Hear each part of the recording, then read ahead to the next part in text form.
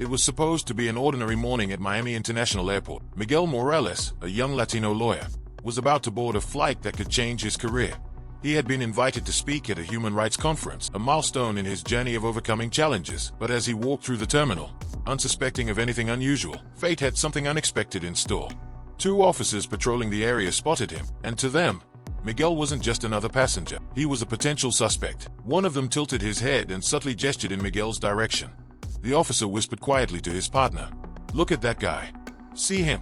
Suitcase. Something feels off. Let's check him out." Without further hesitation, the two officers began to follow Miguel, who hadn't yet noticed their unwanted attention. He stopped near a departure board, adjusting his wristwatch, and that was when the confrontation began. "You there? Where are you rushing off to?" Officer White barked in a harsh tone.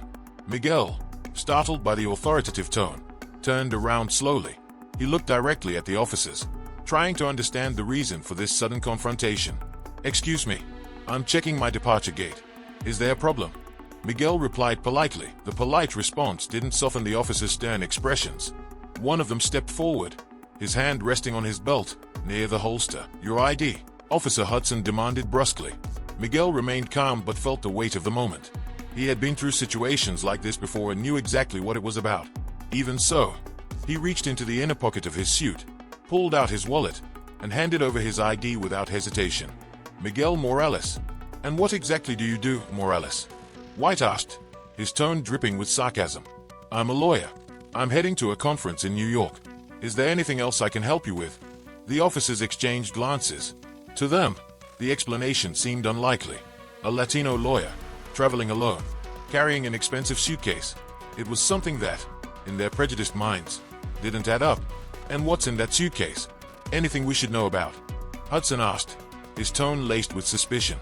Miguel sighed deeply, trying to hold back his frustration.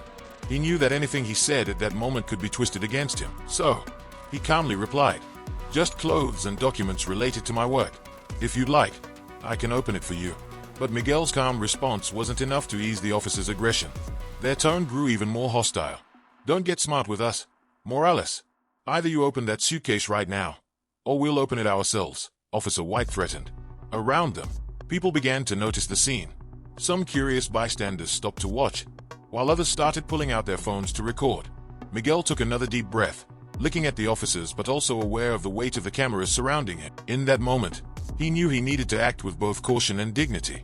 What Miguel was about to do next would not only change the course of that day but challenge the very foundations of a system rooted in prejudice and abuse. The atmosphere in the airport terminal grew tenser. The sounds of suitcases rolling across the floor and announcements over the loudspeakers seemed to fade into the background. All eyes were now on Miguel Morales and the two officers who were pressing him more aggressively. "Come on, Morales. Open the suitcase." "I'm not going to say it again," one of the officers ordered. Miguel hesitated for a moment, not out of fear, but because of the growing indignation inside him. He knew that opening the suitcase wouldn't solve anything. This wasn't about the suitcase. This was about him. "Gentlemen, I'll open the suitcase, of course. I have nothing to hide. But I'm curious, what exactly made you stop me? Did I do something wrong?" The officers exchanged glances, clearly uncomfortable with the question. One of them, growing impatient, crossed his arms and stepped forward. "We don't owe you any explanations, Morales. This is a routine inspection," the officer snapped irritably. Miguel pressed further. "Routine? Then why was I the only one stopped? I didn't see you questioning anyone else in this terminal." Miguel's question struck a nerve. Officer White, trying to maintain control, let out a short, mocking laugh and pointed at the suitcase again. "You talk too much, Morales. And talking too much is never a good sign. Open the suitcase already before we make this more complicated than it needs to be." Around them, the murmurs of the crowd grew louder. The discomfort among the onlookers was palpable. Miguel noticed the phone cameras pointed at him, capturing every moment. He realized that this was no longer just about his dignity. It was about something much bigger. "All right, I'll open it. But understand this, it won't end here. You stopped me, interrogated me, and now you're intimidating me. All because of how I look." Miguel's words echoed through the terminal, momentarily silencing the murmurs. The officers, now visibly tense, tried not to show how deeply those words had landed. "This isn't about your appearance. We're just doing our job," Officer Hudson said, trying to mask the discriminatory undertone of his approach. "Then prove it. Treat me the same way you treat anyone else here," Miguel challenged the officers. Miguel crouched down and opened the suitcase. Inside was exactly what he had described: neatly folded clothes, a laptop, and several papers bearing the logo of an international human rights organization. He picked up one of the documents and extended it toward the officers. "This is the invitation to the conference I'm attending as a presenter. And here are my work documents. Do you need anything else?" The officers stood silent for a few moments, staring at the paper. Officer White, still trying to hold on to his authority, muttered something inaudible, while Officer Hudson seemed to begin questioning the situation.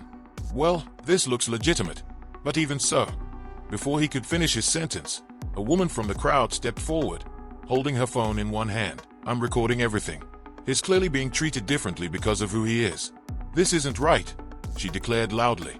Her words were the spark. Others in the crowd began to speak out, defending Miguel and questioning the officer's actions. The tension quickly shifted into a public confrontation. Miguel stayed silent for a moment, letting the voices of the crowd speak for him. At that moment, the officers realized they had lost control of the situation. And Miguel, with calm and dignity, took the next step that would change everything. Officer Hudson, who had been trying to justify the stop, began to show visible signs of discomfort. He looked at Miguel, then at his colleague, clearly questioning whether they had taken things too far, and said, Maybe we overreacted here. He does have the documents. That doesn't mean he couldn't be hiding something. Appearances can be deceiving," Officer White snapped, stubbornly trying to maintain control. Then Miguel, standing firm, said, "Appearances can be deceiving, yes. That's exactly why you stopped me, isn't it? You didn't see a lawyer or a keynote speaker. You only saw a Latino man who didn't fit into what you consider normal." Miguel's words made the entire terminal fall silent for a moment. It was as if every person there was absorbing the weight of what he had just said. The sound of cell phones capturing the moment. Whispered voices in the background. Miguel did something unexpected. He took out his phone, dialed a number, and with the calm demeanor of someone in control, he said, "Hello, Dr. Almeida? Yes, I'm at Miami Airport. I need your help. I'm being discriminated against and intimidated by police officers while preparing to board for the conference." The officers froze. The name Miguel mentioned wasn't just any name. Dr. Almeida was a highly respected figure in international law, renowned for her relentless fight against abuses of power. Fearing the potential consequences, Officer Hudson leaned toward his colleague and whispered, "This is going to end badly for us." Miguel hung up the phone, looked at the officers, and spoke with a tone that blended determination and dignity. "You have a choice now. You can keep trying to humiliate me, or you can admit that you were wrong. The decision is yours." The crowd waited, holding their breath for the officer's next move, but the atmosphere was clear. Miguel had regained control of the situation. The airport terminal was in an uproar. The crowd was no longer just a group of bystanders. They had become witnesses to a moment charged with both indignation and hope. Miguel, still standing firm, kept his gaze on the two officers, who were visibly starting to lose their grip on the situation. A woman shouted from within the crowd, "Enough of this. This man hasn't done anything wrong, and we can all see how he's being treated." More voices joined the chorus. Some shouted words of support for Miguel. Others were filming from various angles, ensuring that this moment wouldn't be forgotten. "All of you, get back to your flights. This is none of your business." Officer White yelled desperately. "Oh, it is our business. We're all witnesses. And this is going straight to social media. Let's see how you explain yourselves later," the woman shot back defiantly. Miguel drew strength from the crowd's support. He stepped forward, facing the officers, but his tone remained calm and controlled. "You heard them. These people see the truth. And you know what's worse? You did all of this thinking no one would care. But I won't let this end here. Not anymore." Mr. Hudson, who had earlier seemed unyielding, now showed clear signs of regret. He avoided Miguel's gaze and appeared visibly uncomfortable with the weight of the situation. Maybe we made a mistake. You have your documents, and everything checks out. I think we can end this here," he said, his voice softer. Mr. White tried to push back, his tone insistent. "End this? We can't just..." But he was quickly cut off by Hudson, whose tone turned firmer. "Enough. We can't make this any worse." As the two officers argued, a group of airport staff, alerted by the commotion, arrived at the scene. Among them was a man in a suit who appeared to be in charge. He approached Miguel with a serious but respectful expression. "Sir, my name is Daniel Cardozo. I'm the security manager for this terminal. We've received reports about what's happening here. Would you like to file a formal complaint against these officers?" Miguel looked at the manager, then at the crowd surrounding him. He understood that this moment was about more than just a formal complaint. It was about sending a message. "Yes, I would. But it's not just for me. It's for all the people who have gone through this and never had the chance to be heard. You need to review how you treat people in this airport. This cannot keep happening. The manager nodded, visibly embarrassed by the situation, and took note of Miguel's request. Meanwhile, Officer White glanced around, realizing that his attempt to assert authority had completely backfired. Someone in the crowd shouted, "That's right. Hold them accountable. Enough with the abuse." Surrounded by support, Miguel turned to the crowd and spoke, his voice a mix of gratitude and determination. "Thank you. You didn't stay silent, and that's how change begins. This isn't just about me, it's about all of us." The crowd erupted in applause, and Miguel, at last, began walking toward his departure gate, escorted by the security manager.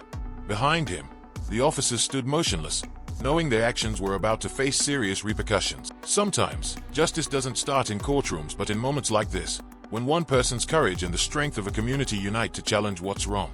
Miguel had not only defended his dignity but also reminded everyone that change begins when the truth is spoken. And it wasn't just a fleeting moment. Within minutes, videos of the incident began circulating on social media with hashtags like #JusticeForMiguel and #EndRacismNow. The people who had witnessed the event were determined not to let it be forgotten. Meanwhile, at the gate, Miguel sat quietly, waiting for his flight. He gazed out the window, but his thoughts were elsewhere. He wasn't just relieved to have overcome that moment. He was thinking about all the times others didn't have the same chance. The indignation he felt was fuel. Miguel knew he had a responsibility. He took out his phone and began typing a message. "Today, at Miami Airport, I experienced something many people face every day: discrimination. But this time, there were witnesses. There was support. There was resistance. This is how change begins, when we come together and refuse to accept what's wrong. Thank you to everyone who stood by me. This is just the beginning." The post went viral within hours, shared millions of times. People from different backgrounds, races, and experiences united, showing that Miguel's case was a reflection of a larger issue, one that demanded urgent change.